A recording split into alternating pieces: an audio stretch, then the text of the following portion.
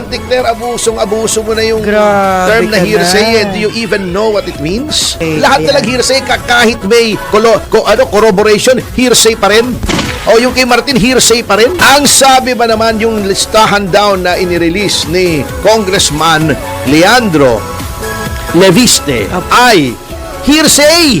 Oo, nakakahiya siya. Pagkakalaban nila, tunay na ebidensya, believable. Okay to. Paglaban sa kanila, Hindi hearsay. to, okay. Lahat na Ayan. lang hearsay. Sinabi na nitong si Congressman Leviste na si DPWH Yusek Cabral na ang nagbigay sa kanya. Ano pang validation? Ano pang confirmation? Unless daw validated ng DPWH. Grabe, no? Paano i-validate yan ng DPWH? Tao nyo yan eh. Bata nyo yung DPWH. Ang isang miyembro ng gabinete, alter ego ng presidente. Ano mo kanya, ang bababa ng trust rating ng Pangulo dahil sa mga sinasabi ng kanyang mga tagapagsalita. Ayun, na masakit. Oo. Kaya wala nang naniniwala sa inyo. Kaya alam nyo, dapat talaga malaki ang sweldo ni Claire Castro. Napakahirap yung nagsasalita ka, walang naniniwala sa iyo. Ito nga ang nangyayari mga kasama, no? Hindi maganda.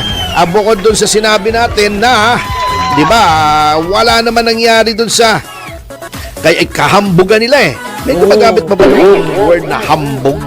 Why na, sir? Why na? Oo, wala, no? Oo. Ito natutuwa rin ako sa double standard din ng administrasyong ito eh. Ano? Bakit? Kita mo, yung sinabi ni Madriaga na puro basura, at nagsinungaling pa yung abogado niya. Hindi ako makaget over talaga, no? Sa kasinungalingan nitong taon to. Sasabihin mo, dinalaw ni VP si Madriaga, hindi naman pala. Mismong, nagulat nga ako at ang pinanindigan, salamat na rin kay Secretary John Vic Remulla, kinlarify niya kung sinong dinalaw Kapitbahay ni VP. pala. Oo, hindi naman pala yun. Para sa kanila, yung sinasabi ni Madriaga ay dapat imbestigahan. Ayun. Pero yung listahan na nilabas ng isang congressman Opo. na wala namang reason para magsinungaling. Hindi katulad ni Madriaga, he has all the reasons para magsinungaling. Di ba?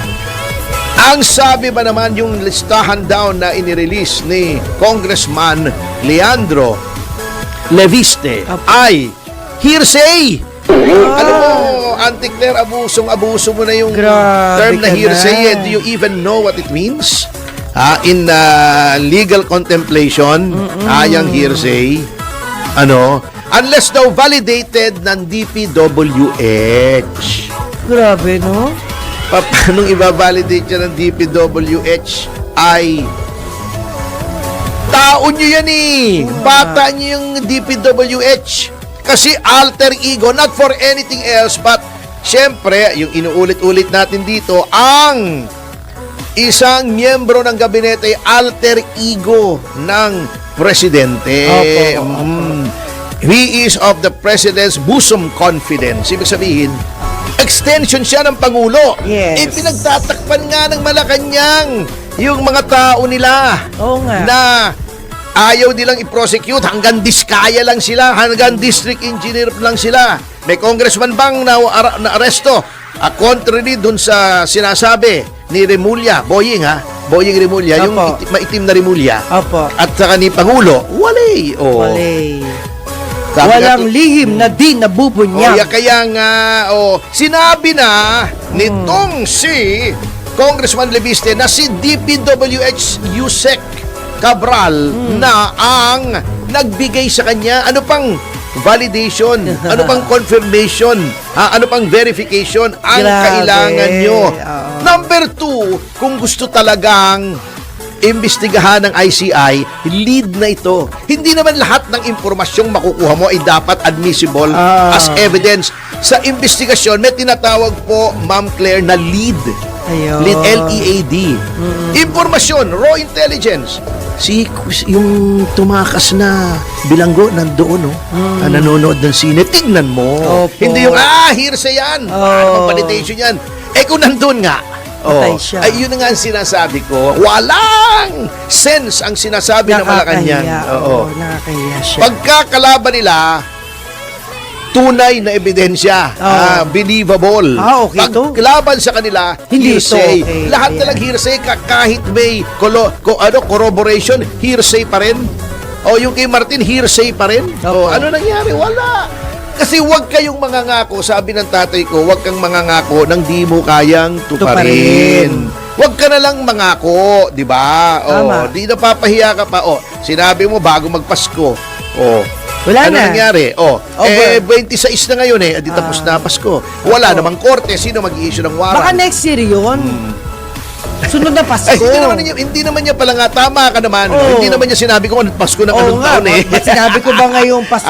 Oo. Baka next year pa yun eh. Bakit Ito ang hindi target. yung nasa listahan ni Leviste? Parang pelikula, listahan ni Leviste. Leviste. Ah, LL. LL. Oh. LNL. Ayun. Ay, yung listahan ni Leviste ay imbestigahan nyo. Yun. Totoo. May mga ibang records lang naman yan. Oo. Kita mo. Hearsay or chismis galing sa congressman na nakuha niya kay Yusek Cabral bago nagpakamatay yung tao. Yusek Cabral, the same person na sinasabi niyong siya ang nakakalam Pero ng na- lahat. yeah. Inimbestigahan nyo, di ba? Kinuha nyo nga yung computer. Hearsay. Pinagluloko niyo na kami Pero dyan. nakakalungkot yung sinabi ni Leviste. Ano? Sabi niya, bago man lang ako mapatay, at least nasabi ko. Isa pa yun, ha? Yung nakakatakot yun. There is a congressman, hindi basta-basta tambay sa kanto yan na sinasabi ko, Yun. baka mapatay ako. A congressman fears for his life. Yes. Kaya nirelease niya ito. Hearsay pa rin. May namatay na nga Newsec. May mga namamatay na mga district engineer. Yes, yun yung nangyayari po. Maraming namamatay dito sa administrasyon na to. Opo. Bago sasabihin nyo, hearsay, ano mo kanya, ang bababa ng trust rating ng Pangulo dahil sa mga sinasabi ng kanyang mga tagapagsalita. Ayun, na masakit. Oo. Kaya wala nang naniniwala sa inyo. Kaya alam nyo, dapat talaga malaki ang sweldo ni Claire Castro. Napakahirap yung nagsasalita ka, walang naniniwala sa iyo. Parang yung mga aray ibang ko. kaibigan nating wala nang nanonood ng programa dahil wala nang naniniwala Aray ko. sa sinasabi nila. Di ba? Sabi nga ni Viste, ang dali nyo naman mag-confirm itong listahang ito. Hindi confirm nyo. Nasa inyong NBI, nasa inyong PNP, nasa Opo. inyong ISAF. Lahat yan may intelligence services, lahat yan may investigative powers. Di ba?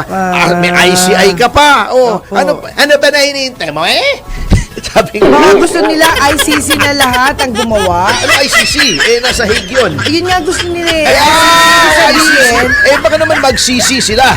kasi Pag ayaw na nangyari, nga nila dito Hindi di daw ba? nag-work yung ano dito yung Kaya mga korte ICC kaya na. ICC. Yun nga po Kaya sabi. ICC ang mangyayari sa kanila. I see. Kita mo, tika na. Yes. Opo.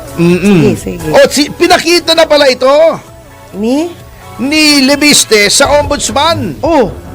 Ba't walang Noong reaction? November 26 at sa ICI noong November 18. Pero ano nangyari? Walay! Alam na Yan lahat. ang danger pag bata mo, na bata ng nakaupong Pangulo, at sunod-sunuran at beholden at may utang na loob, kasi pinilipit nga ang kanyang appointment, irregular ang kanyang appointment, Yun. siyempre, lahat gagawin niya para makapagbayad ng utang na loob. Ayun. PS yung sinasabi ni Remulyang, hindi siya tatanaw ng utang na loob. Hanggang kaya. Oo, meron akong monumento sa Rizal Park.